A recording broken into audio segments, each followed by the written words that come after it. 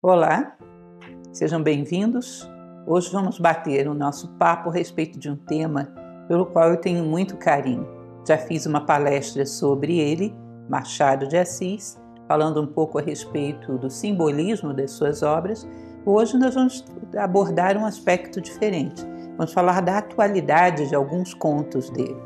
Peguei alguns contos muito selecionados e vou mostrar para vocês como ele fala de coisas que são o assunto do dia. Aqueles que já assistiram essa minha outra palestra, que está no YouTube, eu costumo falar que foi a primeira vez na minha vida que eu despertei para algo filosófico. Foi através da obra de Machado de Assis. Eu, com meus 12, 13 anos, era apaixonadíssima por Machado de Assis. Sou até hoje. O vídeo de hoje é um presentão para você. Estou falando de Machado de Assis, sendo explicado por Lúcia Helena Galvão. Dois gênios, simplesmente gênios. Então fica até o final, que a nossa querida professora e escritora Lúcia Helena Galvão trará uma introdução da vida e obra de Machado de Assis. E no final ela trará a explicação de um dos contos de sua obra, com uma adaptação para os dias de hoje. Então fica até o final, que eu tenho certeza que este conteúdo vai te trazer edificação na sua busca do seu desenvolvimento pessoal. Seja muito bem-vindo ao canal Mente Forte 100. Eu sou o professor Cícero e eu estou muito feliz com a tua presença aqui. Se você é a primeira vez que está aqui, se inscreva no canal, deixa o seu like e o mais importante, deixe o seu comentário. É muito importante o seu comentário para a gente melhorar aqui o canal para você. Não esqueça de ativar o sininho e compartilhar esse conteúdo para que chegue a mais pessoas. Então, com você, professora Lúcia Helena Galvão e Machado de Assis. Sejam bem-vindos. Hoje vamos bater o nosso papo a respeito de um tema pelo qual eu tenho muito carinho. Já fiz uma palestra sobre ele, Machado de Assis, falando um pouco a respeito do simbolismo das suas obras. Hoje nós vamos abordar um aspecto diferente. Vamos falar da atualidade de alguns contos dele. Peguei alguns contos muito selecionados e vou mostrar para vocês como ele fala de coisas que são o assunto do dia. Aqueles que já assistiram essa minha outra palestra, que está no YouTube, eu costumo falar que foi a primeira vez na minha vida que eu despertei para algo filosófico. Foi através da obra de Machado de Assis. Eu, com meus 12, 13 anos, era apaixonadíssima por Machado de Assis. Sou até hoje. Mas eu acreditava que ali havia algo mais. Aquilo não era simplesmente uma historinha. Tinha um conhecimento mais especial e mais profundo, que eu não sabia definir muito bem, mas já me atraía muito. E apaixonada por Machado de Assis, fui cada vez mais entendendo a obra dele à medida que entendia um pouco mais da minha própria vida. Entender a possibilidade de ir mais fundo na alma humana, pegar traços essenciais, retratá-los de uma forma irônica, às vezes só insinuada e sempre muito atual, porque o homem, feliz ou infelizmente, não muda tão rápido assim. Então vamos conhecer um pouco de alguns dos contos de Machado de Assis relacionados a assuntos do dia, assuntos com que a gente se debate hoje ainda. Esclareço que foi uma seleção minha e é claro que eu peguei dos papéis avulsos, das relíquias de Casa Velha, mas eu acredito que todo o conto de Machado de Assis, são muitos, são cerca de 200 contos, todos eles poderiam ser trazidos para o dia atual. Peguei aqueles mais óbvios, mais claros e que têm a ver com o assunto do dia. Vamos lá? Então vamos começar falando um pouco a respeito do próprio autor, o nosso bruxo do Cosme Velho. Dizem, eu acredito que isso seja uma lenda, que essa crença, esse nome que se deu a ele de bruxo do Cosme Velho, seria porque na sua rua, no Cosme Velho, ele queimaria papéis num caldeirão no fundo da casa. As pessoas diriam que isso era bruxaria que ele estava fazendo. Na verdade, eu acho que isso nem existiu. Mas era um homem um pouco recolhido, não muito dado, digamos assim, a muita... Não era extrovertido. Então, isso poderia gerar na vizinhança uma impressão um pouco estranha. Sem contar que ele ainda tinha um outro preconceito que vivia na época. Machado de Assis era um mulato, neto de escravos, com preconceito forte ainda com a escravidão em voga, casado com uma mulher branca, portuguesa, Carolina, e isso parece que também era uma coisa que dava um pouco de disse-me-disse. Mas o fato é que ele era um pouco bisbilhotado quando começa a adquirir já alguma fama, alguma projeção. Ele adquire reconhecimento ainda em vida, nada comparado ao que ele vai ter no século seguinte, mas já algum reconhecimento ele tinha em vida. Ele nasce em 1839, no Rio de Janeiro, e morre na mesma cidade em 1908, aos 69 anos. Muitos falam, autores posteriores, falam de Machado de Assis ter se restrito ao Rio de Janeiro, a uma elite carioca e coisas desse tipo. Na verdade, Machado de Assis ele usa como que um palco reduzido, como numa estratégia teatral, porque o que interessa para ele não é explorar uma cidade, interessa para ele explorar a alma humana, que é uma só em todos os lugares. Então ele toma o lugar que lhe foi dado e faz ali uma pesquisa de tipos, que é uma das mais completas que nós temos na literatura brasileira. Quizás a mais completa de todas, né?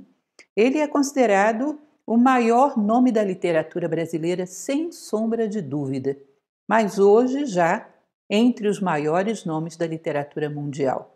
Há hoje pesquisadores de Machado de Assis pelo mundo afora, gente. Ele é comparado a nomes como Shakespeare, Dante.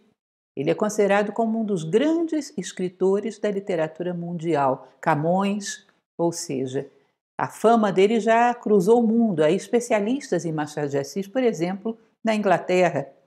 O nome de Machado de Assis hoje é um destaque na literatura mundial. Ele escreveu em vários gêneros, praticamente todos os gêneros. Início da sua vida ele fazia, sabe o quê? Era libretista de óperas. Fez isso em 2 óperas ou 3, não me recordo bem, mas foi o começo da sua vida. Se vocês considerarem, não vamos entrar em biografia, porque isso seria muito longo, daria uma palestra, mas vocês sabem que ele nasce dentro de uma chácara no Morro do Livramento. O seu pai era já liberto, era um filho de escravos forros. Seu avô e sua avó eram escravos forros. E ele, quando sua mãe morre quando ele tinha 10 anos de idade, seu pai morre com ele mais velho já, adolescente, e ele termina de ser criado por uma madrasta, a lavadeira, que era Maria Inês, que termina de criá-lo.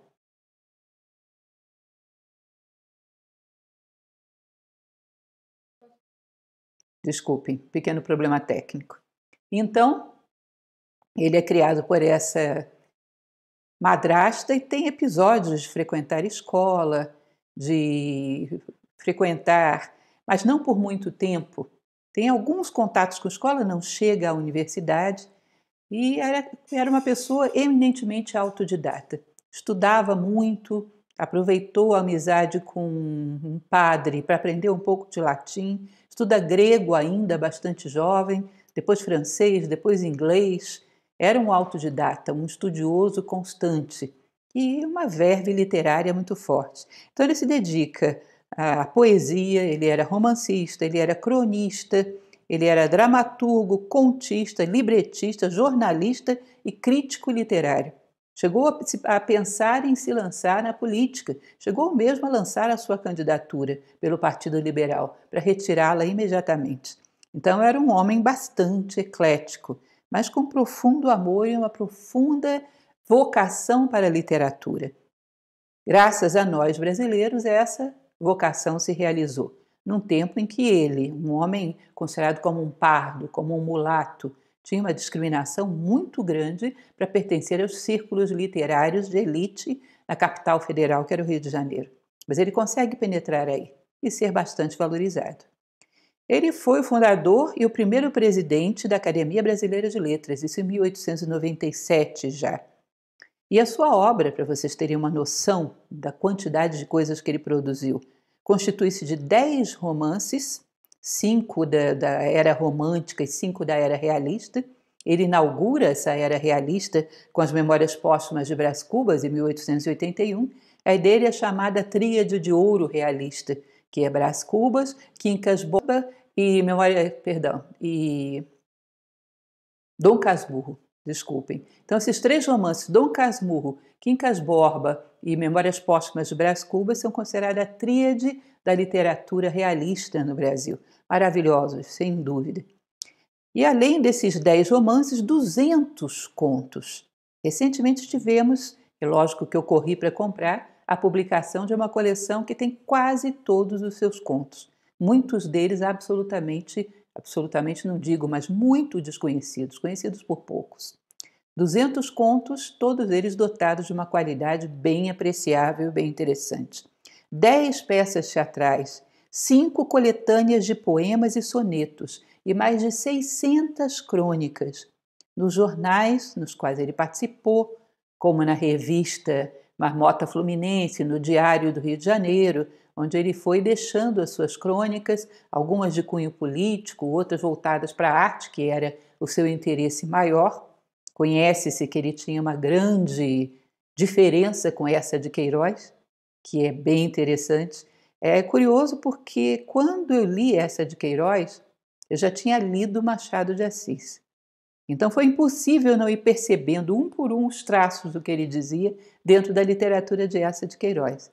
Ele falava que Eça de Queiroz tinha personagens que eram superficiais, com traços estigmatizados, que eram o tempo todo uma coisa só, que aquilo não era muito humano, não havia profundidade ali. Isso era um pecado capital para Machado de Assis, cujos personagens eram trabalhados com um requinte fora do comum, cheios de nuances, de tal maneira que é difícil você chegar num romance machadiano da era realista e dizer esse personagem é ruim, esse é bom, porque todos eles são meio duais, como todo ser humano é, preponderando às vezes sombra, às vezes luz. Ele é considerado, como falei para vocês, um dos grandes gênios da literatura mundial, e não apenas de língua portuguesa. De língua portuguesa, com certeza, ele é talvez o maior. Tá? Mas a nível mundial, colocado ao lado de personagens como Shakespeare e Dante. Bom, houve num determinado momento, não vou entrar nesses comentários muito profundamente, porque isso é mais do interesse de quem gosta de literatura, alguns críticos.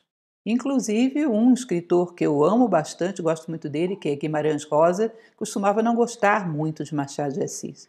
Dizia que ele tinha uma visão muito pessimista do ser humano. Eu não acredito muito nisso, embora goste muito de Guimarães Rosa, o que eu vejo é que ele tem sim, Machado de Assis, uma ironia fina, às vezes um pouco, digamos assim, desencantada sobre alguns aspectos da personalidade humana. Ele não define, ele mostra e deixa que você chegue às suas próprias conclusões. O que eu vejo em Machado de Assis, e insisto, ele tem muito de filósofo, ele vai aos porões da consciência humana, para mostrar todos os bichinhos que vivem ali. Aquilo que na alquimia medieval se chamava de nigredo, a obra em negro, aquilo que Carl Jung chamava do encontro da sombra, uma maneira de conhecermos o que vive em nós, para que possamos então domá-lo e possamos depois convertê-lo em algo que trabalhe a nosso favor. É uma necessidade ver as sombras que existem dentro de nós.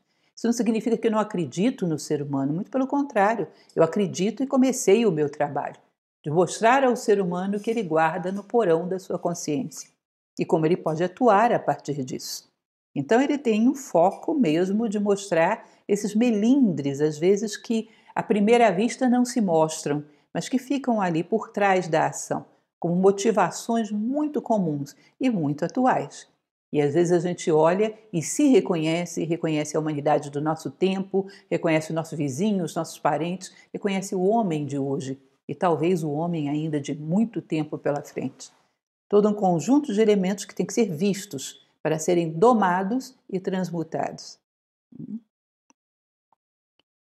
Bom, nós vamos então trabalhar com alguns contos. Não vou lê-los, porque isso seria, eu acho, bastante cansativo para todo mundo. Eu vou contar a história para vocês.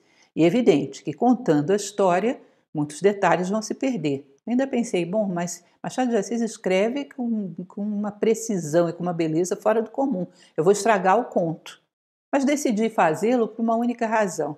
Talvez contando do meu jeito eu desperte o teu interesse para que você vá e leia. E hoje já não é tão comum as pessoas lerem Machado de Assis. Machado de Assis existe em domínio público. Sua obra praticamente toda, contos, romances, as pessoas quase não leem. Às vezes são dados para leitura para adolescentes ainda no início, pré-adolescentes, que ainda não têm maturidade para entendê-lo. O próprio Carlos Drummond de Andrade dizia que na sua juventude não gostava de Machado de Assis. Achava entediante, monótono, talvez ainda não maduro para lê-lo. Cada um tem o seu momento. Então, Machado de Assis não é a obra fácil. Ela precisa ser bem mastigada, precisa ser bem digerida. Ela precisa de homens maduros e dispostos a partir para se ver dentro da própria obra, se reconhecer dentro da própria obra. Então, há muito preconceito ainda por parte dos jovens, principalmente. Talvez se eu contar para você a história, ainda que você vai perder muito com isso, porque vou reduzi-la às minhas palavras, quem sabe eu te estimulo a conhecer essa obra. Não é muito lógico que a gente não conheça aquilo que no Brasil temos de melhor, sendo que aquilo que temos de pior é assunto do dia todos os dias. Esse foco mórbido que tanto, como dizia Drummond, né, o hábito de sofrer que tanto me diverte, esse foco mórbido que temos é terrível. Deveríamos ir atrás daquilo que temos de mais belo. Deveríamos ir atrás, valorizar as coisas grandiosas que temos. Todo ser humano, seja ele brasileiro, seja lá de onde for, tem um ponto máximo e um ponto mínimo. Por que só descemos nos abismos de cada nação? Nem todo mundo é assim. Muitos vão atrás de valorizar aquilo que tem de melhor. Cuidado, porque isso é uma morbidez que não é nada sadia. Nós tivemos gênios e Machado de Assis foi um dos maiores dele. Então vou contar. Eu espero que essa minha forma de contar e chamar a atenção de vocês para essa quase que picardia, essa ironia fina e profunda de Machado de Assis, e essa capacidade de retratar de uma maneira insinuada, não descritiva, o caráter humano, que isso encante vocês, como me encantou um dia. Aí há alguém que sabe mais do que o resto que eu conheço, alguém com um olhar muito mais profundo, que penetra muito mais além das aparências. E essa busca de ver, ainda que seja esse porão da consciência, é necessário que seja visto. Quem sabe isso desperta em vocês essa curiosidade. Carl Jung costumava dizer que se você vira as costas para suas sombras, elas não deixam de existir. Elas simplesmente te pegam pelas costas. Então é importante vê-las.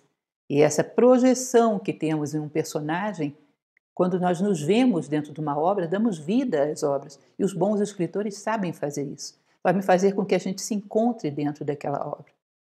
Então vamos lá. Começando por um conto que se chama Suje-se Gordo. Esse, se não me engano, pertence às relíquias da Casa Velha e ele trata de uma questão sempre muito presente entre nós, a nossa hipocrisia na aplicação da justiça. Em todos os âmbitos e em todas as instâncias, como somos relativistas na aplicação da justiça, de acordo com o nosso interesse, de acordo com os nossos gostos, com as nossas preferências pessoais. Então, Suje-se Gordo trata da história, começa com uma pessoa falando em primeira pessoa, ela não se identifica, dizendo que várias vezes ele foi chamado para o júri popular e que não gostava, porque acreditava que julgar era próprio de Deus, ele não se sentia com autoridade para julgar. E ele começa a contar o episódio que aconteceu uma ocasião onde ele presidia um júri popular. Era um rapaz muito simples que havia confessado o crime e tinha roubado uma quantia muito pequena, 200 mil réis. Era uma quantia que eu não sei dizer quanto equivaleria nos nossos dias, mas pelo contexto do conto era uma coisinha insignificante. Ele roubou porque teve necessidade, justificou, confessou. E naquele júri popular, os advogados fazendo todo o possível para acusá-lo ou para liberá-lo, quando aquele júri se retirou para conversar em segredo e dar o seu veredito, ele próprio, o narrador, diz: olha, eu defendi o rapaz de toda forma, ele tinha causas, ele parece arrependido e tudo mais, mas havia um grupo que não aceitava de forma alguma que ele fosse absolvido. E esse grupo era presidido por um cidadão meio ruivo, gordinho, chamado Lopes. E esse Lopes dizia: não, tem que condenar, está claro, ele cometeu crime. Além do mais, roubar 200 mil réis? Tenha santa paciência, se você vai se sujar, suje-se gordo. E realmente aconteceu isso, eles foram lá, condenaram o rapaz saiu dali condenado para a prisão e muito tempo se passou. E esse narrador diz, olha, eu nunca mais me meti com júri, passei um longo tempo longe, mas depois de um tempo me pediram que voltasse a prestar esse serviço à pátria, invocaram o meu patriotismo, pediram que eu voltasse a participar. Eu participei de mais um júri muito tempo depois. Era um homem que tinha roubado mais de 1 conto de réis, era uma quantia bastante expressiva. E esse homem ruivo, eu quase não reconheci, porque agora muito magro, ele ficava o tempo todo com a cara mais tranquila do mundo, como se estivesse assistindo um espetáculo num teatro. Durante o seu julgamento sorria, fazia uma cara tranquila, super inocente, não confessava nunca que o tinha feito, apesar de que havia provas que não acabavam mais contra ele, mas a cara dele o tempo todo era de uma pessoa que estava absolutamente tranquila. E quando o júri se retirou, a maior parte acreditou que aquele homem deveria ser inocente mesmo, porque um culpado não ficaria com aquela face tão tranquila. E quando eu fui olhar o nome e fui me deter a respeito de quem era aquele homem, eu percebi que era o Lopes, aquele mesmo Lopes que tinha participado da condenação do menino que tinha sido condenado por roubar uma ninharia anos antes. E quando eu vi, ele foi absolvido por ter roubado uma quantia vultosa muito maior do que a daquele rapaz. E eu fui para casa pensando naquele caso e de repente me lembrei do que ele falou. Suje-se gordo. Ele estava muito tranquilo, em paz consigo mesmo e com toda a disposição para mentir. Ele achava que o que ele tinha feito tinha valido a pena, porque era por uma quantia expressiva. O erro que tinha sido condenado no anterior não era o de roubar, mas do de ser se sujado por tão pouco. Sujar-se sim, se for por uma coisa que vale a pena, pagando bem que mal tem, digamos assim. Vocês imaginam, esse é o conto, basicamente, a reflexão desse narrador em relação à história do Lopes. A ausência total de critério moral por parte desse Lopes. Quando as coisas entravam num âmbito que valiam a pena, eram perfeitamente justificáveis pelo senso de oportunismo, pelo nível de esperteza daquele que o fez. Não era o roubo em si que era condenável, mas a pouca esperteza daquele rapaz, que confessou, foi humilde e se entregou tão facilmente. Então, essa falta de senso moral, falta de limite do que é ou não passível de ser punido e considerar como cabível tudo aquilo que atende ao teu interesse pessoal de maneira vantajosa, olha, vamos e venhamos, nós vivemos isso, talvez mais do que no tempo de Machado de Assis. Então, aquilo que é grande, muitas vezes passa, aliás, quantas vezes, passa absolutamente impune. Aquilo que é pequeno é severamente condenado. Talvez mais pela pequenez do que pela desonestidade. Então é uma coisa curiosa, é um pouco daquilo que a gente chama do tirar vantagem em tudo. Aquele que sabe, que é esperto, que tem jogo de cintura, que sabe se aproveitar bem das situações, esse é justificável. O bobinho, não. Aquele que tira só um pouquinho por necessidade, não. Esse não é justificável. Então é curioso como ele em nenhum momento faz um juízo moral ou critica, ele simplesmente conta a história, com todos os meandros das expressões do rosto do Lopes em ambas as situações, como ele estava em perfeita paz de espírito quando roubou uma fortuna e indignado quando o outro rouba pouco e ainda assim o confessa. É bem interessante. Eu deixo para vocês como uma reflexão. Não vou eu também fazer aquilo que Machado de Assis não fez, não vou eu julgar. Deixo para vocês pensarem um pouco a respeito. E aí, sensacional, né? Fantástico. Deixe seu comentário, é muito importante. Agradecido por você ter chegado até aqui nesse vídeo e eu te convido a assistir os outros vídeos do canal que está muito bom. Esse conteúdo completo está no canal Nova Acrópole, eu vou deixar aqui, ó, agora, na tela e também está na descrição deste vídeo. Muito obrigado, fiquem todos com Deus e até o próximo vídeo.